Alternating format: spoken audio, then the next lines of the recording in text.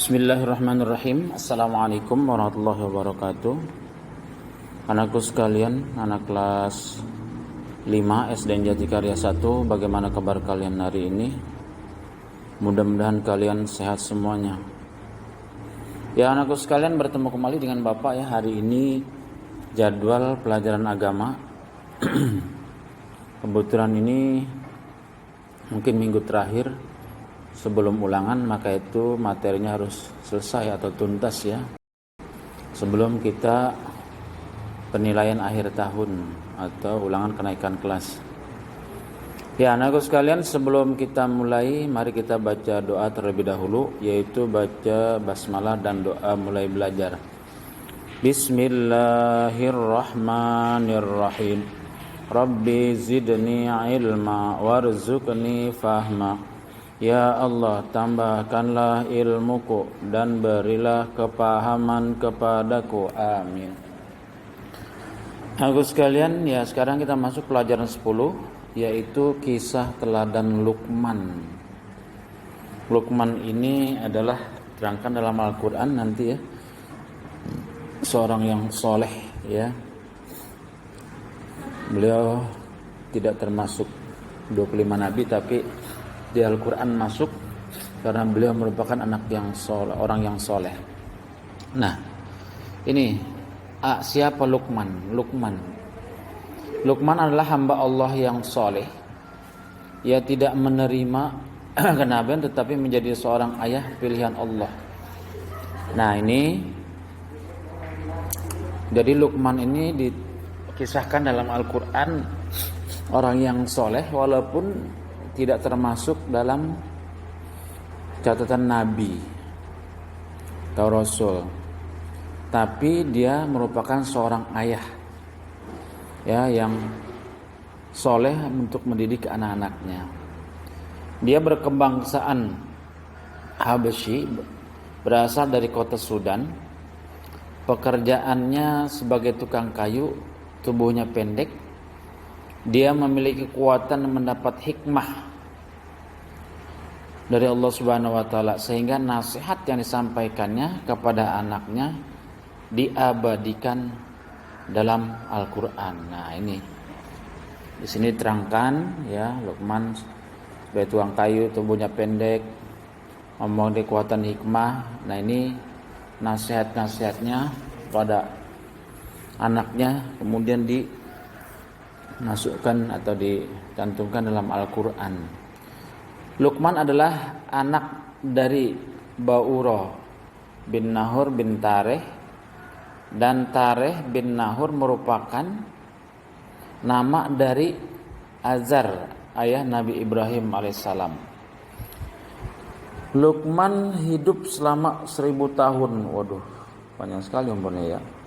Ia menjadi guru Nabi Daud sebelum diangkat menjadi nabi. Pekerjaan Luqman pada awalnya adalah tukang kayu, tukang jahit, dan juga mengembala domba. Ia kemudian diangkat menjadi qadhi atau hakim. Luqman menikah dan dikaruniai banyak anak, akan tetapi semua anaknya meninggal dunia ketika masih kecil. Semua itu ia terima dengan ikhlas karena ia yakin dan sadar bahwa semua yang terjadi adalah atasnya kehendak Allah Subhanahu wa taala. Nah, ini jadi Nabi Muhammad Luqman ini juga yaitu gurunya Nabi Daud. Ini hidupnya 1000 tahun ya. Kemudian dia dikaruniai banyak anak, tapi anaknya ini meninggal ketika masih kecil. Ya, beliau sabar ya menerima takdir Allah Subhanahu wa taala, walaupun anaknya itu meninggal dari kecil. Nah, ini firman Allah Subhanahu wa taala ini terdapat dalam surat Luqman ayat 12.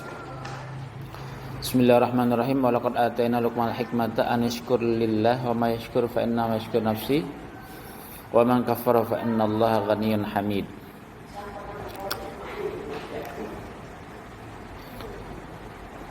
Ini artinya, dan sesungguhnya telah kami berikan kepada Luqman, yaitu bersyukurlah.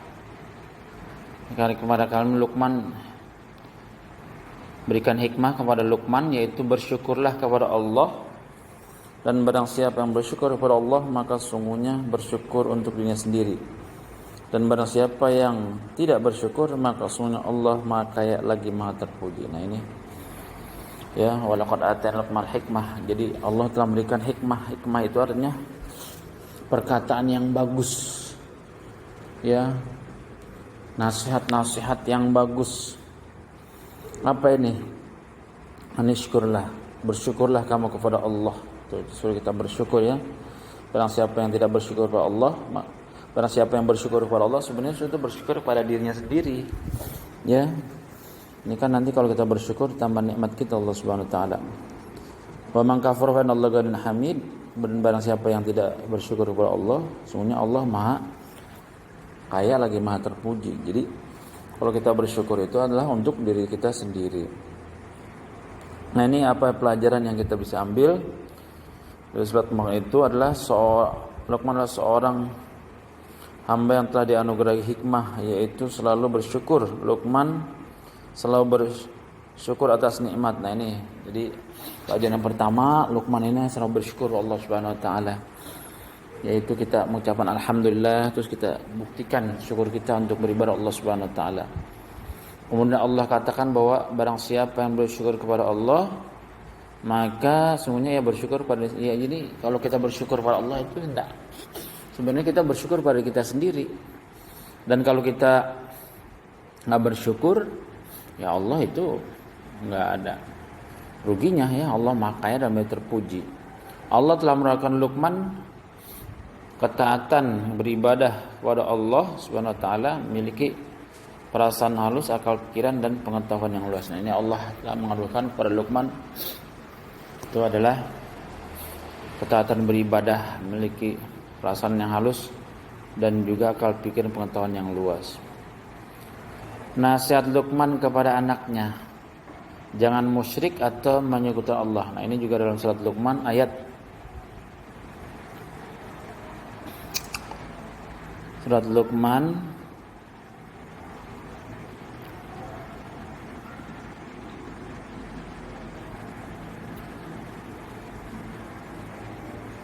sebentar nih, tertutup sedikit ya.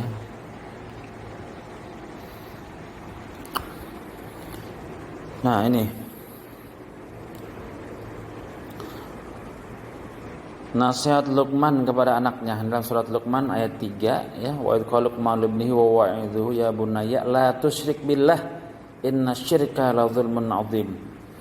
Artinya, dan ingatlah ketika Luqman berkata kepada anaknya di waktu ia memberikan pelajaran kepadanya, hai anakku, janganlah kamu mempersekutukan Allah. Sesungguhnya mempersekutukan Allah itu adalah benar-benar kezaliman yang besar tuh. Jadi kita nggak boleh syirik kepada Allah. Kita kan pegangan kul huwallahu ahad, katakanlah Allah itu esa tunggal, tidak satu, tidak dua, tiga. Allah itu esa satu tunggal, kul wallahu ahad, Allahu samad, Allah tempat meminta. Jadi kita minta kepada Allah Subhanahu wa taala. Lam yalid wa lam yulad, Allah tidak beranak dan tidak diperanakan, wa lam yakul lahu kufuwan ahad, dan tidak ada yang sekufu atau sepada dengan dia. Jadi kalau kita ini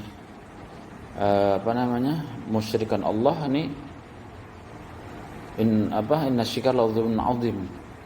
Sungguhnya kesyirikan itu kezaliman yang sangat besar ya. Nah, ini nasihat Luqman kepadanya, ya bunayya la tusyrik billah, hai anakku jangan kau menyekutukan Allah. Kalau menyekutukan Allah itu merupakan kezaliman yang besar.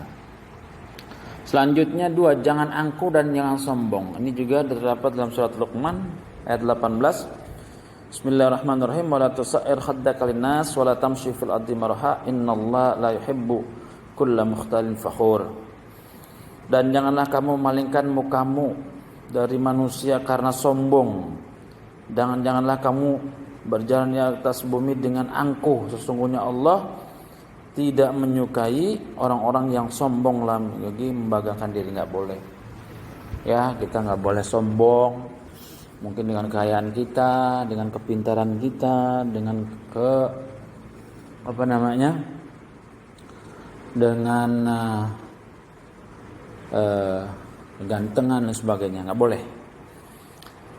Nah, ciri-ciri sikap orang angkuh atau sombong Rasulullah adalah memalingkan nah ini nggak boleh kita malingkan muka kita dari manusia. Artinya sombong berarti. Terus kemudian berjalan di muka bumi dengan angkuh, nggak boleh angkuh. Bahkan terus kemudian membanggakan diri sendiri. Itu nggak boleh ya, seperti itu. Nah, itu. Jadi pelajaran yang bisa diambil dari Luqman, seorang yang soleh, ya. Luqman itu kemudian diberikan hikmah, artinya perkataan itu bagus untuk dengar, nasihat-nasihatnya bagus. Kemudian juga Luqman juga menasihatkan kepada anaknya untuk tidak menyekutukan Allah Subhanahu wa taala.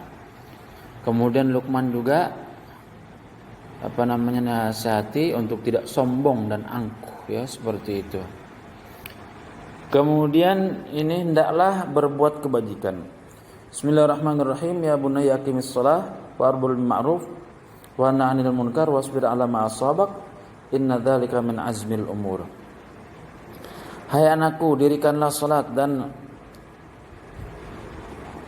suruhlah manusia mengerjakan yang baik dan cegahlah mereka dari perbuatan yang munkar dan bersabarlah terhadap apa yang menimpa kamu. Sungguhnya yang demikian itu termasuk hal-hal yang diwajibkan oleh Allah Subhanahu wa taala.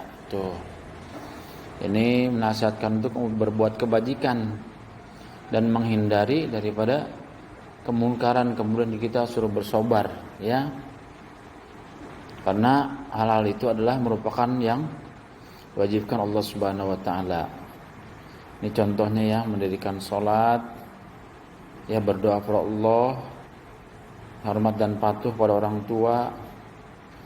Terus kemudian hormat patuh ini cium tangan, belajar dengan bu guru, ya, seperti itu.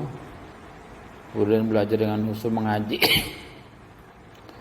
Belajar juga, terus kemudian ini berangkat ke sekolah tepat waktu, selalu bersih, bertutur kata santun dan sebagainya. Mengerjakan tugas pekerjaan rumah tepat waktu.